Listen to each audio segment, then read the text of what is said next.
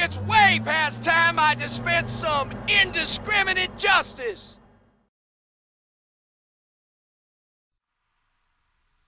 G'day ladies and gentlemen, boys and girls, cats and dogs, and Terran players.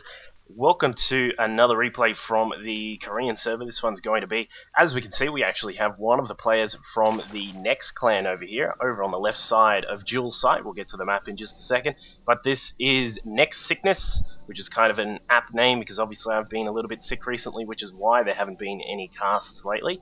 But I'm back, ready to go, so we'll start off with this one, which is actually really cool. This is pre 1.3.3, so do keep in mind that Archons don't have that crazy sort of, well, we're sort of yet to see if it's an interesting buff yet or not, but so just keep that in mind. And of course there are other various changes, of course. And for our Zerg player over here, TristanRAZER, he won't be able to burrow his spore crawlers in 6 seconds. They have their overpowered 12 seconds. Oh my god, that needed to be nerfed. Anyway, so just keep that in mind when we're looking at this replay. So some things will be different. Obviously the key thing in this particular matchup will be that warp gates don't complete in the longer time that they do now, which I think is 160 seconds or in-game seconds. So anyway, let's continue on. Obviously we can see here that TristanRAZER, we'll call him Tristan, has grabbed his extractor first, so he's obviously going to go for a speedling expansion, so he's going to get the pool up in a moment. Probably going to grab one more drone, then head over and grab the spawning pool. Oh, there we go, he's got it up there. So we'll see the speedling expand here. Now, just before we get too far into the builds, obviously we can see that it's not going to be a forge expansion on this map, but we'll see that Sickness is going to do something just sort of standard here. So just on the map itself, this is Jules' side, as I mentioned. It's a very apt name, as you can see here. All over this side, we got a fancy little fountain there, very beautiful, all that sort of junk, and all very green, nice and beautiful. Over here, we got these very cool Xel'Naga watchtowers, or the question mark towers.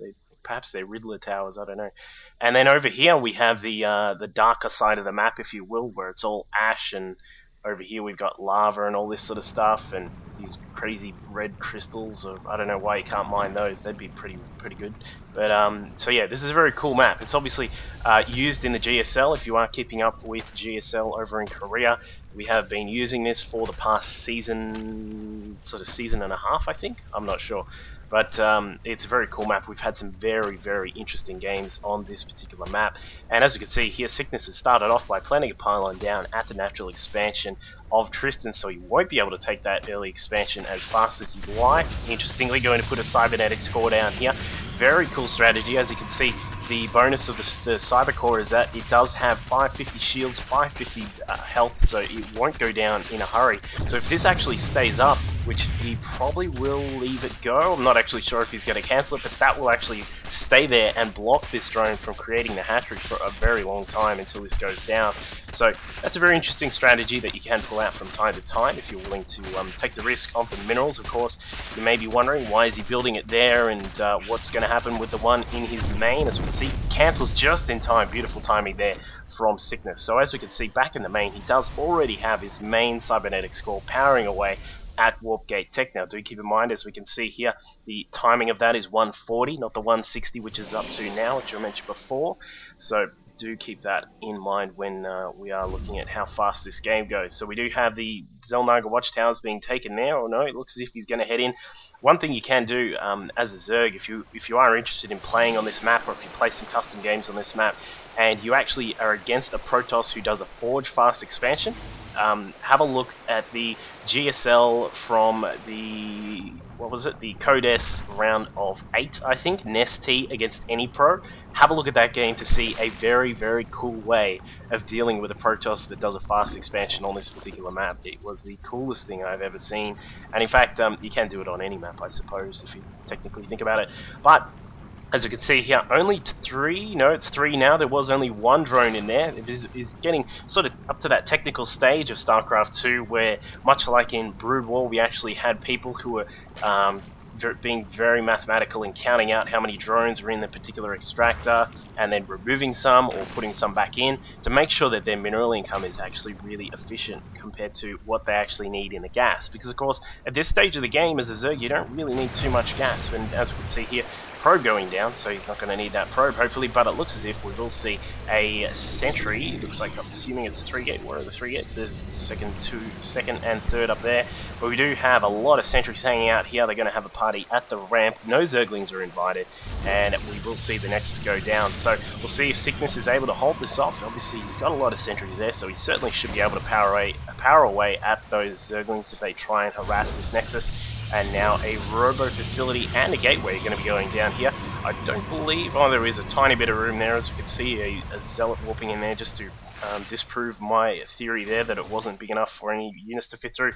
And being very, very smart here, Sickness putting down a pylon just down on this side to make sure the Lings don't do any shenanigans and run around the back.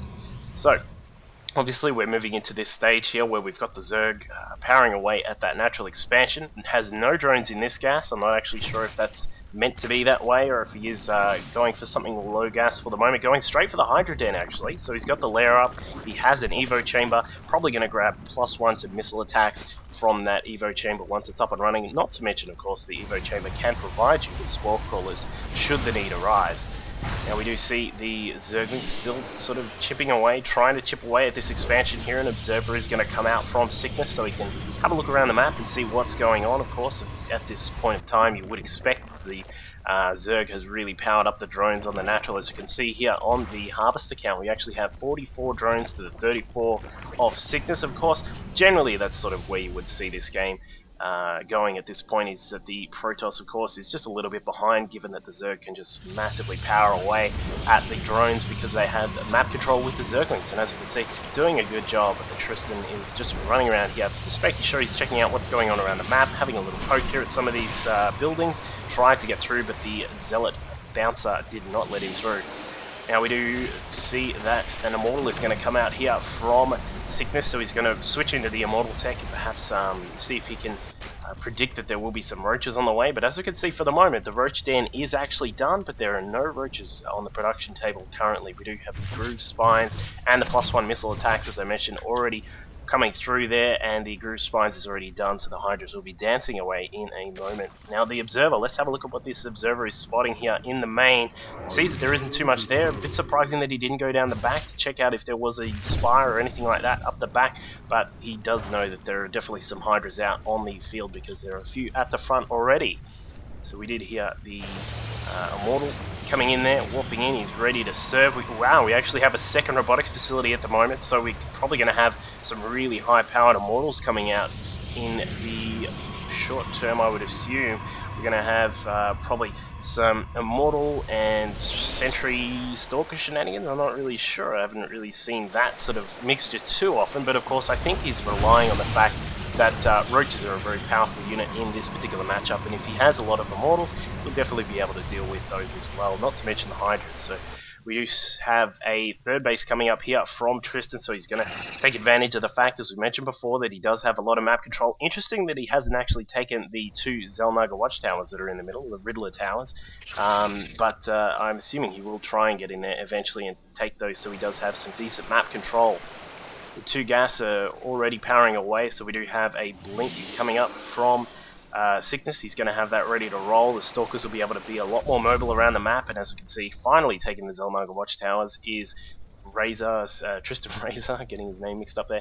We got a decent little ball here of Roach Hydra Ling, and if this moves in right now, I don't think this will actually be able to move through and actually take the victory here, but it certainly could do some damage if the force fields aren't adequate enough. As you can see, he has spotted that there is that pretty powerful ball here from Sickness, so he's actually going to move out with this, so we'll see if he is actually able to move out on the map and take some advantage with this particular ball that he has. Of course, the Immortals will do heaps of damage to those roaches, not to mention the Stalkers will as well. The problem he'll have is actually making sure that his units don't get surrounded by the Lings and then blasted away by the Hydras with their groove spines shooting away at the minor gateway units. And as you can see, interestingly enough, there is a warp prism out, some really nice force fields there to block off the ramp to make sure that the Zerg didn't just move his way through there and just come up top.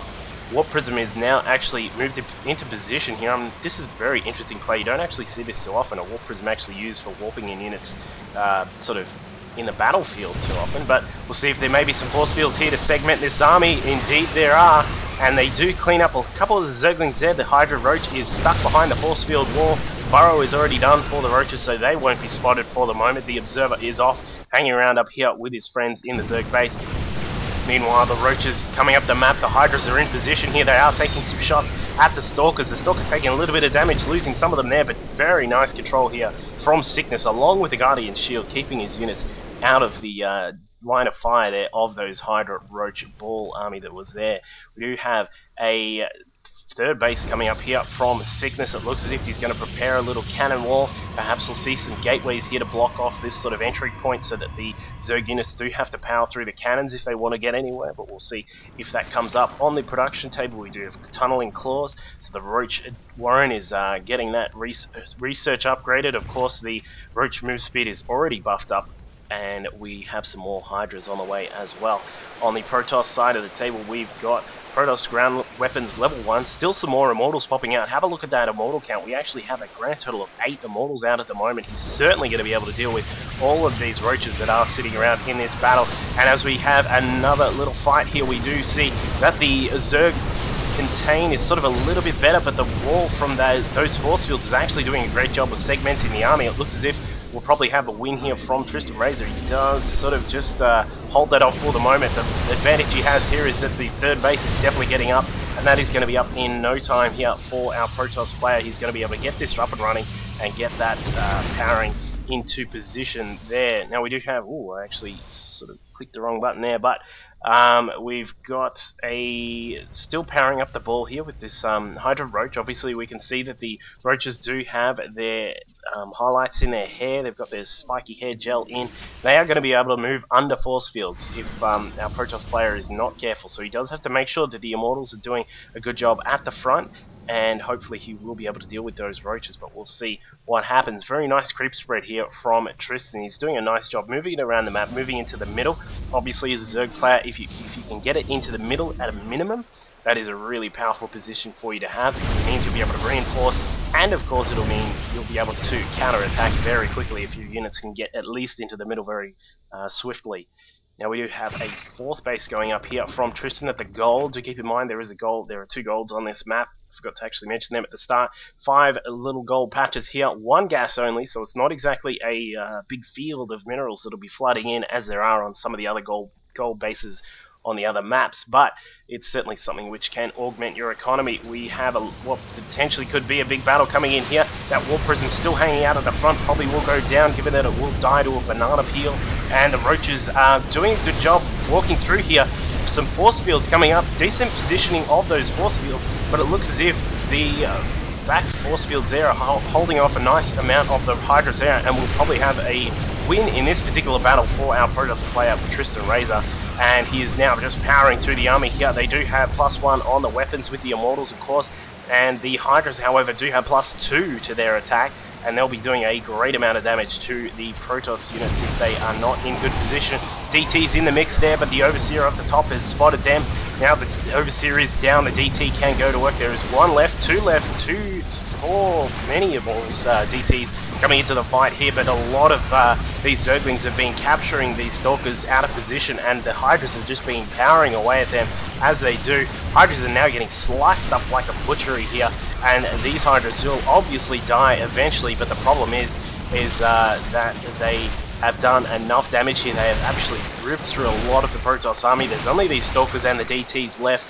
However, Sickness is still in a decent position for the moment, but he'll probably need to do some sort of counter-attack at some point to make sure he doesn't slip too far behind. And as we can see, Storm is coming through here from Sickness at the 4th base here. There's only 5 cannons here. The interesting positioning here of this base means that you do have a couple of insertion points for units. Of course, you got these 2 at the side here, a little bit like Zelnaga cannons. And then, of course, from the top of the ramp, he can come down that side and flank down there.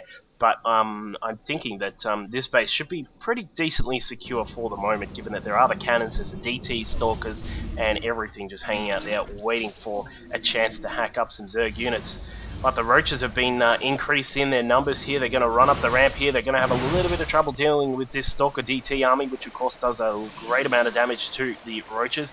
But the Overseer is in the air and providing cover for those units, so if the DTs get into the fight too quickly, they will be picked off. But there are just so many Roaches here, and with their +2 to weapons, they're going to be doing a lot of damage to those Stalkers here. Now this third base is exposed for the moment. As I mentioned, there's only 5 cannons there. The Roaches will absolutely tear through this in no time. The Stalkers trying to blink up on top so the DTs can get to work when they blast away at that Overseer, and they do indeed get rid of it. The DTs are now going to town on all of these Roaches. Of course, the Roaches are armoured, and they do take a little bit of time to actually get destroyed, but the DTs are certainly doing whatever they can to help out this army here. As you can see, DTs make a really great option for Protoss if you can actually snipe off those Overseers.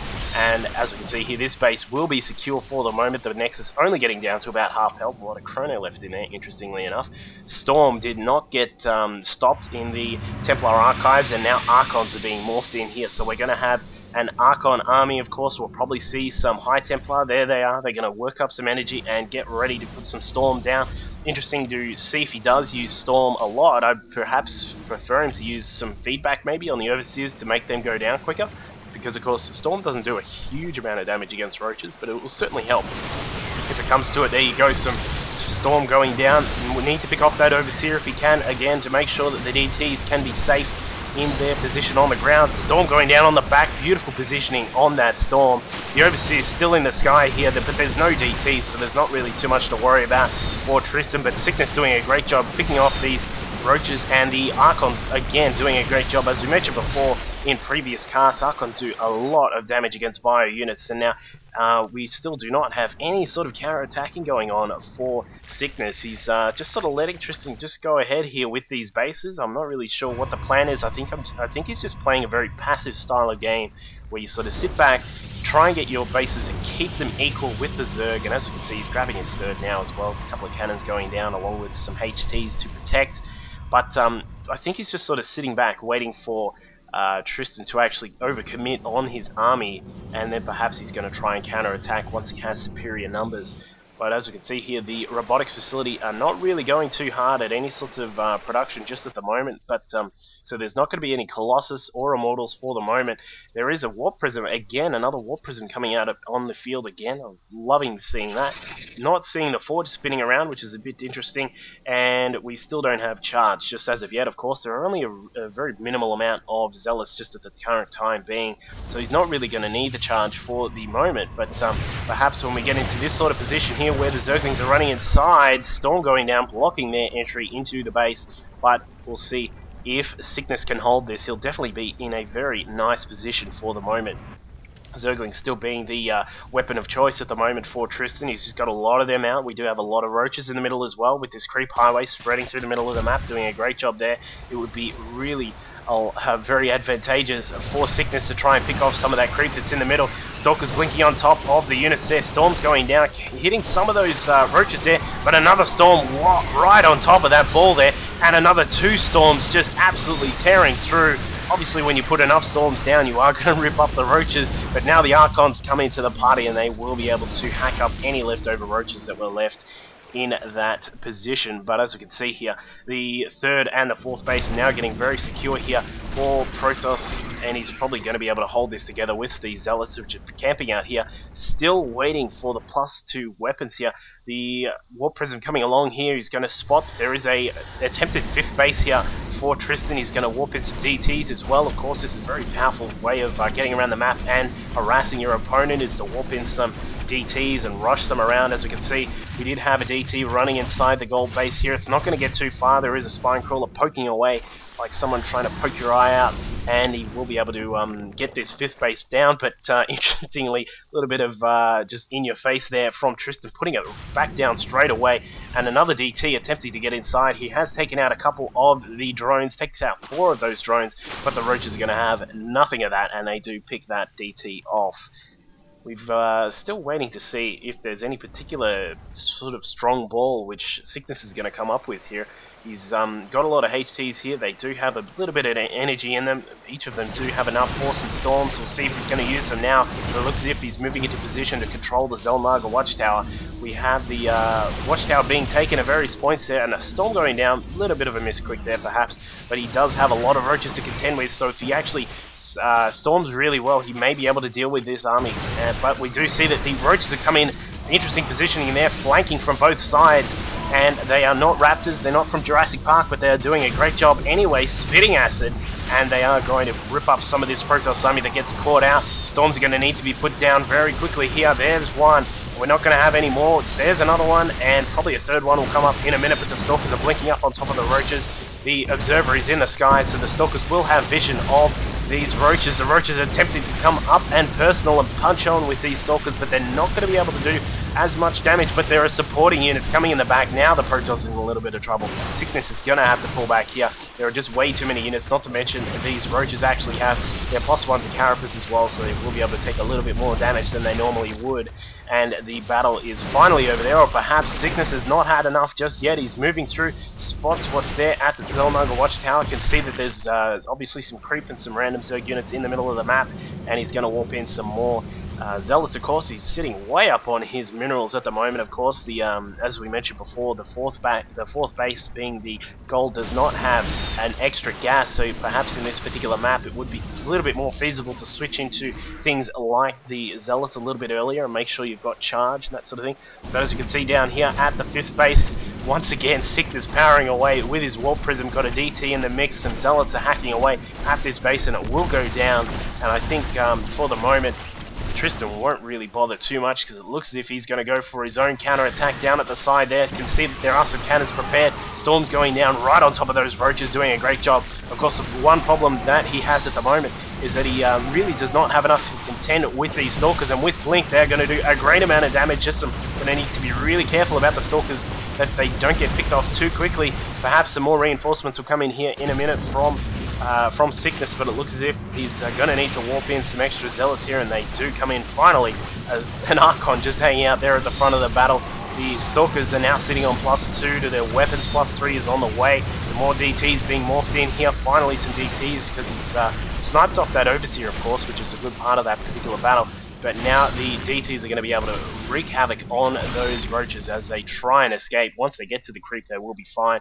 But as you can see here, another counter-attack will commence at the 4th base. There's not really too much here to actually kill, but we'll see what Sickness can do. He's probably going to be able to hack away at some of these Zerglings, and they do lose a lot of the Zerglings there, but there's obviously not really too much of a hassle there for Tristan. Of course, the Zerglings don't really matter too much. They cost about like 5 minerals or something ridiculous. And, well, not 5, obviously I know it's not 5, but it's not too much of a problem for Tristan to get some more Zerglings if need be. As we can see on the economy scale, we've got the resources currently sitting at about 2,000 minerals for Tristan. He's obviously struggling for gas at the moment. This is probably the one big thing about this map, I suppose, is that your 4th base, until you get your 5th base, you will not have too much gas income once the natural and the mains are done. And as we can see here, he has certainly mined out both of those extractors, and he's now starting to transfer some drones across to the other bases. This 5th base will probably get up, I'm thinking, but it looks as if on the other side of the table we have Sickness putting up his own 5th base, and if he can secure this and keep it very tight and make sure it does not go down at all, he will be in a very commanding position. Now, as you can see, some Zerglings are trying to run by here. Stalkers blinking in the way, giving them the don't argue. A storm going down up the back, picking off some of those Zerglings, but nothing too much happening there. We'll see. We'll have a quick look at the tug of war for the supply of the various armies. We've got Sickness currently sitting at 93 supply, and that is all in army. Tristan currently sort of catching up a little bit there. Worker supply currently favouring Sickness, which is a little bit interesting. I suppose that Tristan has actually had to spend a lot of his larvae getting up his Zerglings and Roaches to try and resupply his army. Of course, we can see that he is powering it back up now. We've got a Spore Crawler building somewhere. Where was that? I'm not actually sure. But we will probably see, what I really want to see from Sickness is actually a warp into the main here. He definitely could hack away at the Spire here, make sure that it doesn't get into a greater Spire. Of course, once you get into that sort of tech, Zerg becomes extremely scary. Some Immortals are being pumped out again from Sickness. A nice little switch there. Obviously, he knows that there are a lot of Roaches out on the map at the moment. A lot of Zerglings are there at the current time too. these Warp Prisms are very cool. He's actually trying to use them offensively, sort of as a little bit like a Nidus Canal, if you will, or a Nidus Worm, sorry, I'm just talking Drupal there. A little bit like a Nidus Worm, where he's pulling them out in the middle of the field and perhaps trying to actually get some reinforcements down. But we do have Zerglings trying to run through here, running into the back of the Stalkers. The Immortals are on the right side of the battle. Immortal Archon is on the perfect side of that battle, actually, to make short work of those Roaches. The Zealots actually were in beautiful position there to take care of the Zerglings as well. It looks as if these Roaches will be microed quite a lot here to make sure they can try and destroy as many of those Zerglings as possible. And as you can see on the production tab, we don't have anything in production at the moment. Both of these guys really sort of focusing on this battle. A Queen goes down, and these Roaches are definitely going to be in a lot of trouble there. And I think this may be the end of Tristan. He has had enough, I think. And that is probably going to be it there. The Immortals and those Archons working together there to provide a really dense army there for Sickness to take care of all of those Roaches. And as you can see, just powered through there.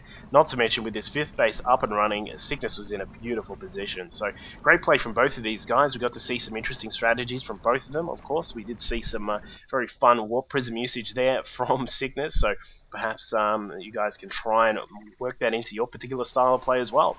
But hopefully you guys love that one. We'll see you guys next time. Cheers.